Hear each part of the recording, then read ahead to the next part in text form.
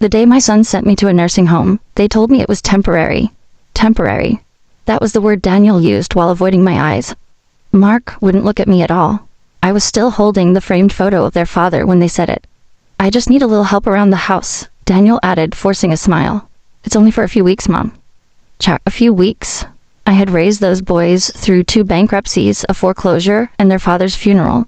But suddenly I was too much, too old, too slow, too inconvenient. They didn't know I had already read the papers on Daniel's desk. They didn't know I had seen the bank statements. And they definitely didn't know who actually owned the building they were sending me to. But I didn't say anything.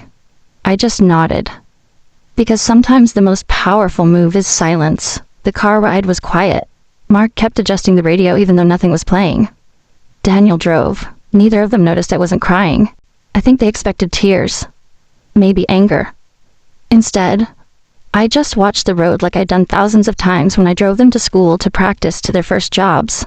The irony almost made me smile. When we pulled up, the sign read, Silver Pine Senior Living, polished stone entrance, fresh flowers, expensive landscaping. Daniel exhaled in relief like he had just completed a difficult task.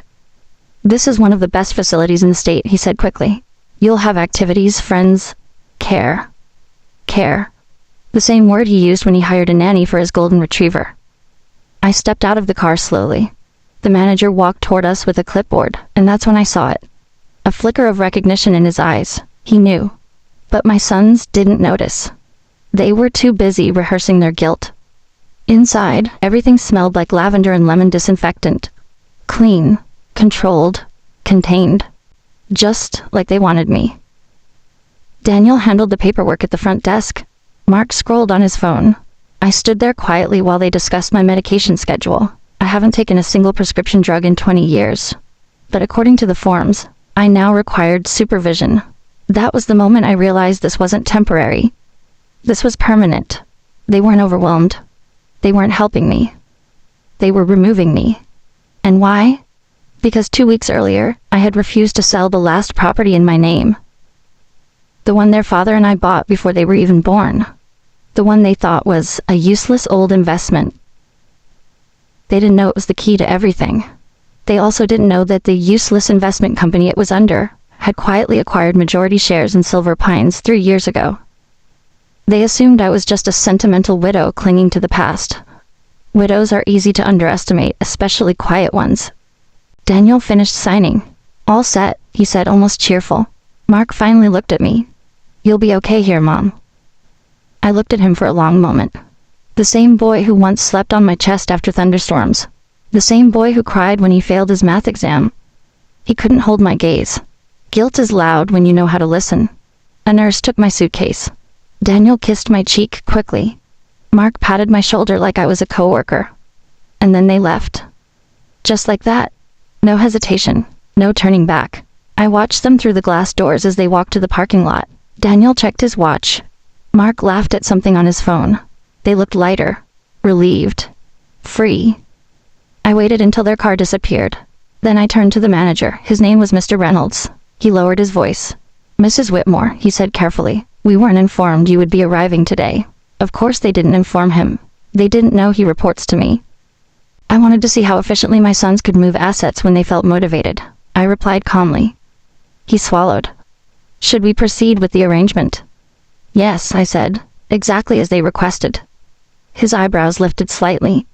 They authorized full financial responsibility. I'm aware. Daniel had signed a 3-year premium contract. Non-refundable. Private suite. Top-tier care package. They thought they were protecting their inheritance by containing me. What they didn't realize is that they had just signed themselves into the most expensive mistake of their lives. I allowed the nurse to guide me to my suite. Top floor. Corner room. Large windows overlooking the gardens. The room was beautiful. Too beautiful. It wasn't meant for abandonment. It was meant for comfort. I set the photo of my husband on the nightstand. Arthur, I whispered, they think I'm weak. If you were alive, none of this would have happened. But grief changes families. Money changes them faster. 2 weeks earlier, Daniel had suggested I simplify my portfolio. That's what he called it. Simplify. What he meant was transfer control. Mark had been more direct. You don't need all this anymore, Mom. All this. The rental properties, the quiet investments, the shares in healthcare real estate. The very industry they were now using to sideline me. They assumed I didn't understand how the market worked. They forgot who taught Daniel to negotiate. They forgot who funded Mark's first startup when no bank would touch him. They forgot everything. But I hadn't. That evening, I joined the residents for dinner.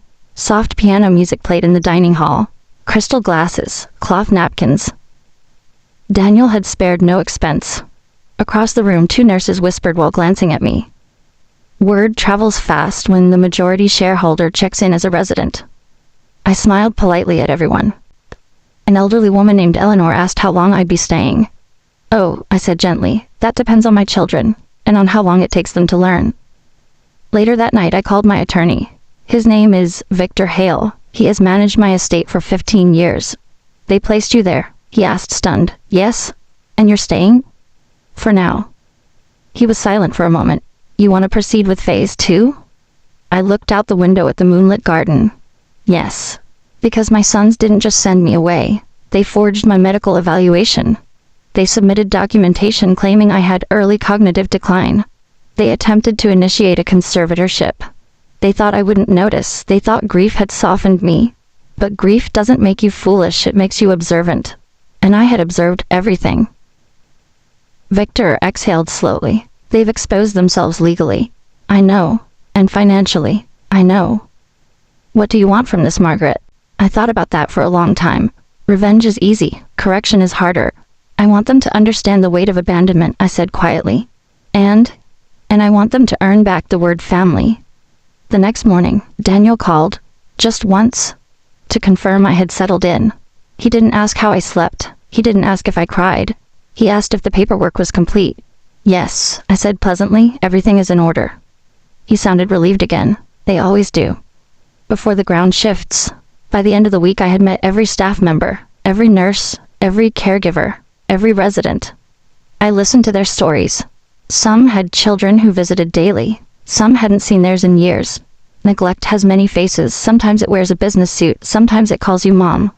On Friday, I requested a full operational report from Mr. Reynolds. Quietly, discreetly. Occupancy rates, staff retention, expense projections, and a list of board members. He understood. He delivered everything to my suite that evening. Silver Pines was profitable, stable, growing, but vulnerable, especially to public scandal. And I knew exactly how to create one. I didn't rush. That's the first thing people misunderstand about power. You don't slam doors, you let them close quietly. On Monday morning, Daniel transferred the first quarterly payment to Silver Pines. $78,000, 3 years prepaid. Premium package. Non-refundable. I watched the transaction clear through a secure portal only 3 people in the company could access. Daniel thought he was securing his inheritance. What he didn't realize was that he was draining his own liquidity. Mark called 2 days later, not to ask about me, to ask about the lake property. Have you reconsidered selling it? He said casually. No, I replied. Silenced. You're not lonely there? Lonely. Such an interesting word. I'm observing, I said. Observing what?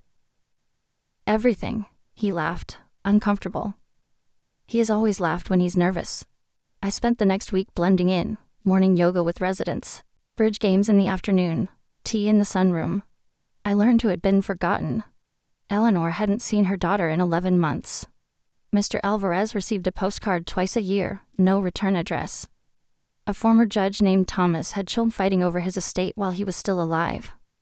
Neglect has patterns. It often begins with efficiency. It's better for you. You'll be safer. It's only temporary. I heard those words echo through the hallways in different voices, different families, same script. On Thursday, I requested access to the internal incident reports. Mr. Reynolds delivered them discreetly. There were none involving me. Of course not. But there were patterns I didn't like. Short staffing on weekends. Agency nurses filling gaps. High turnover in one wing. If I was going to dismantle my son's illusion, I needed this place flawless, because what was coming would attract attention. Public attention. And public attention demands perfection. That evening, Victor called. They filed the conservatorship petition, he said. I closed my eyes, so they were accelerating. On what grounds, I asked. Cognitive decline. Emotional instability after spousal loss. Arthur had been gone 18 months. Grief apparently has an expiration date in their eyes. Any medical documentation? A physician signed an evaluation. My hands tightened around the phone. Which physician? He told me the name, a private geriatric consultant Daniel had hired twice before, paid handsomely. He never examined me, I said quietly. I know. There it was, the line. They hadn't just abandoned me, they had tried to legally erase me. Victor continued, we can counterfile for fraud and elder abuse. I stood by the window, looking at the manicured gardens my investment firm had designed 3 years earlier. No, I said, Margaret. Not yet. Because a quiet legal battle would teach them nothing. Public consequences would. On Saturday, I requested a private meeting with the board of directors. They assumed it was routine oversight. None of them knew why I was physically present. When I entered the conference room, conversations stopped. I wasn't wearing pearls or silk, just a simple cardigan and slacks, the image of fragility. Appearances matter. I've decided to temporarily reside on site, I began calmly. A few exchanged glances. I also became aware of an attempted conservatorship initiated by my sons. Now they were fully alert.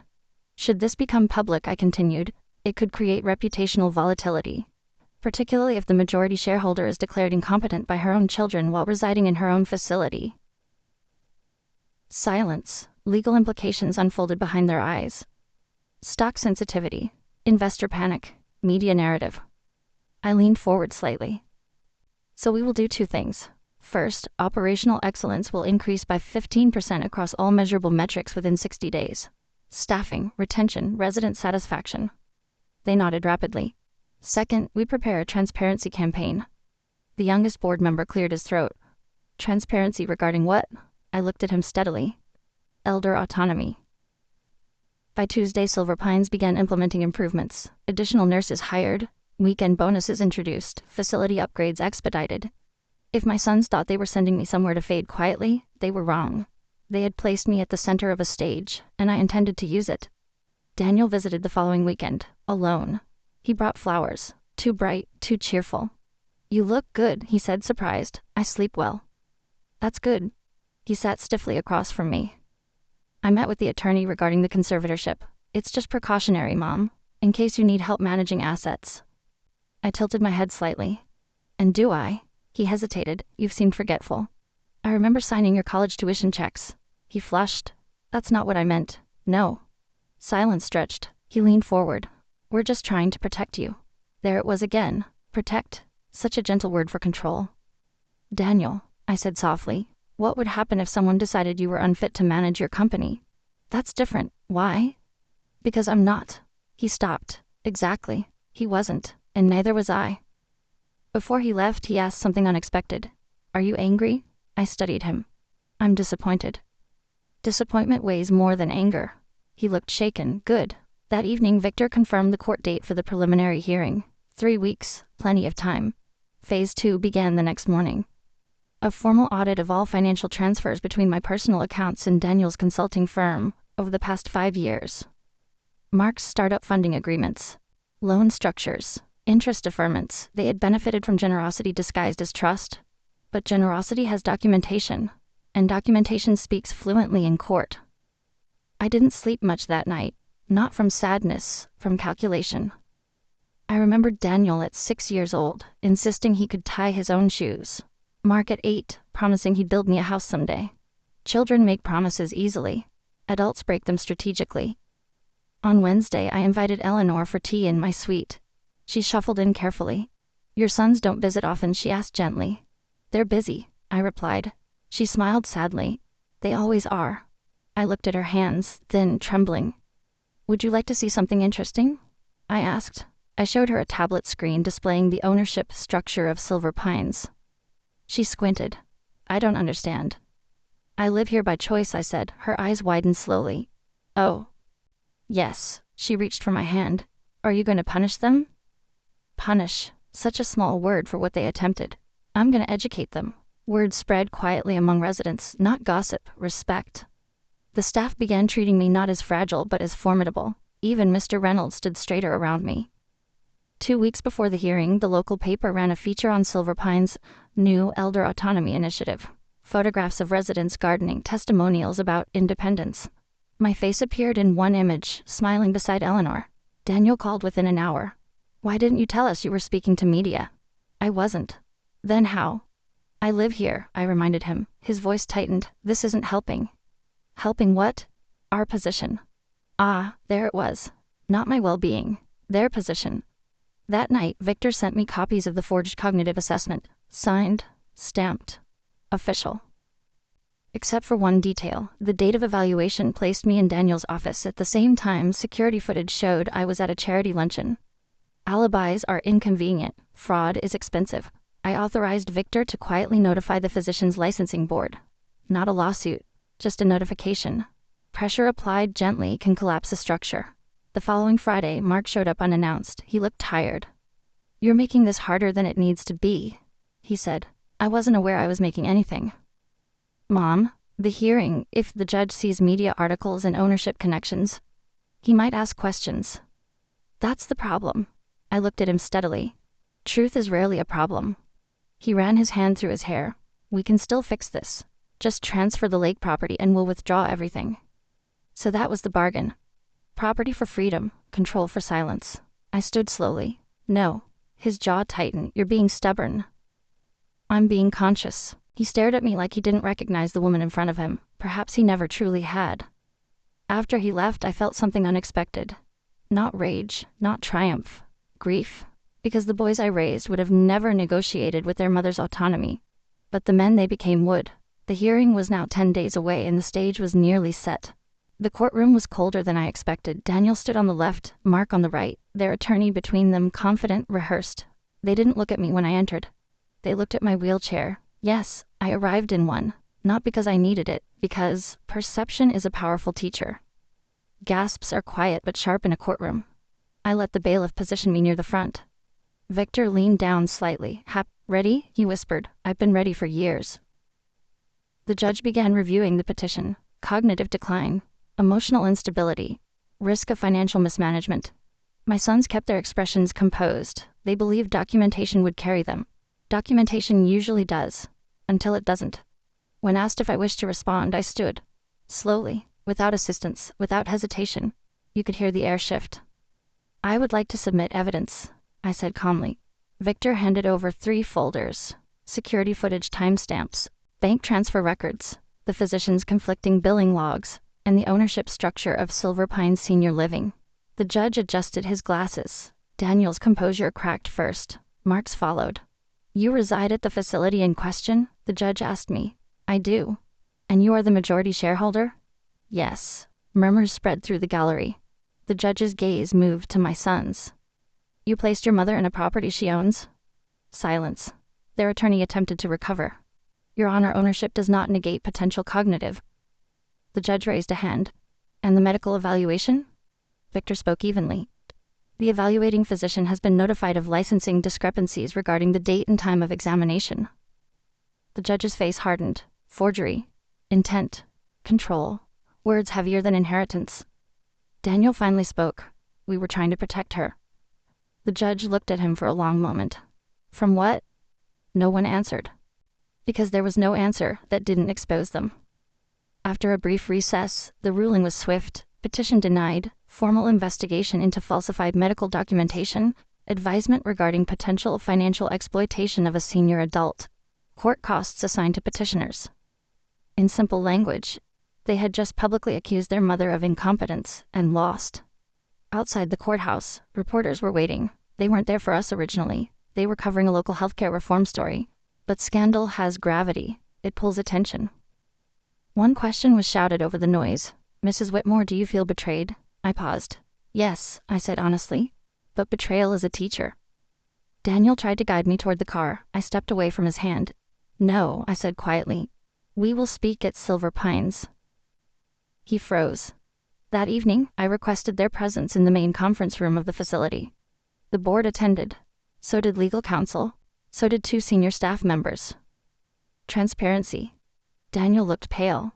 Mark looked angry. Anger is easier than shame. I began simply. When your father died, I rewrote my estate plan. They both went still. You are no longer automatic beneficiaries. Mark's face drained of color. Daniel tried to interrupt. I raised a hand. The lake property you wanted to sell, it has been placed into an irrevocable trust. For who? Mark demanded. For long-term elder advocacy and resident protection initiatives. Silence. Silver Pines, I continued, will expand nationally over the next decade. All majority shares will remain under a foundation structure. Daniel's voice broke slightly. You're cutting us out. I am restructuring accountability.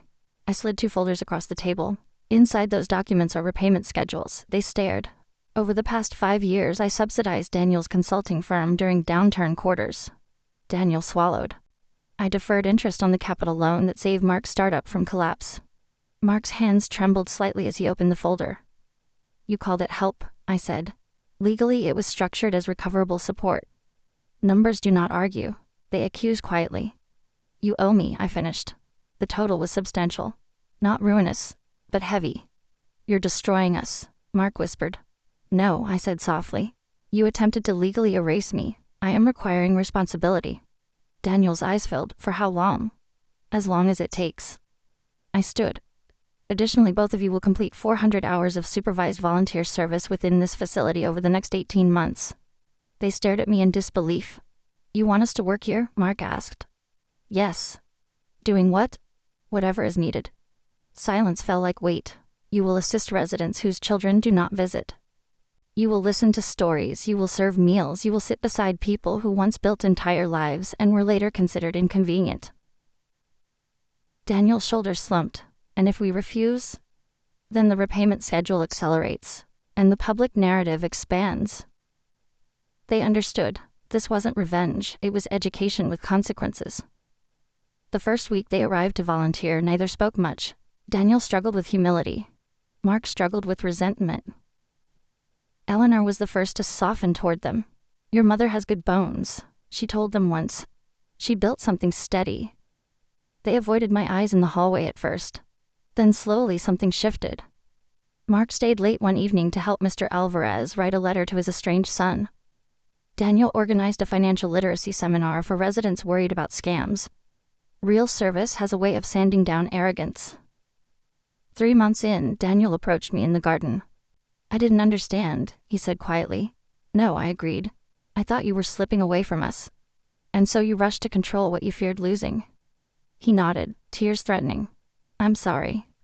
Apologies are light. Change is heavy. I watched them continue showing up week after week. Not because they wanted forgiveness, but because they began to understand loneliness from the other side. 18 months later, the repayment plan was halfway complete. Their companies had stabilized. Smaller, leaner, honest. The medical licensing board revoked the physician's credentials quietly. No spectacle. Just correction. 5 years passed. Silver Pines expanded into 3 additional states under the Whitmore Foundation for Elder Autonomy. The lake property became a retreat center for seniors transitioning into assisted living, by choice, not coercion. Daniel now sits on the foundation's ethics committee. Mark runs a nonprofit branch focused on protecting seniors from financial manipulation. They do not control my assets. They do not expect inheritance. They earn trust in installments. As for me, I still keep a suite at Silver Pines. Not as a resident. As a reminder, sometimes I stay overnight. Sometimes I host dinners for families learning how not to abandon each other. Arthur's photo still sits beside my bed. I speak to him sometimes.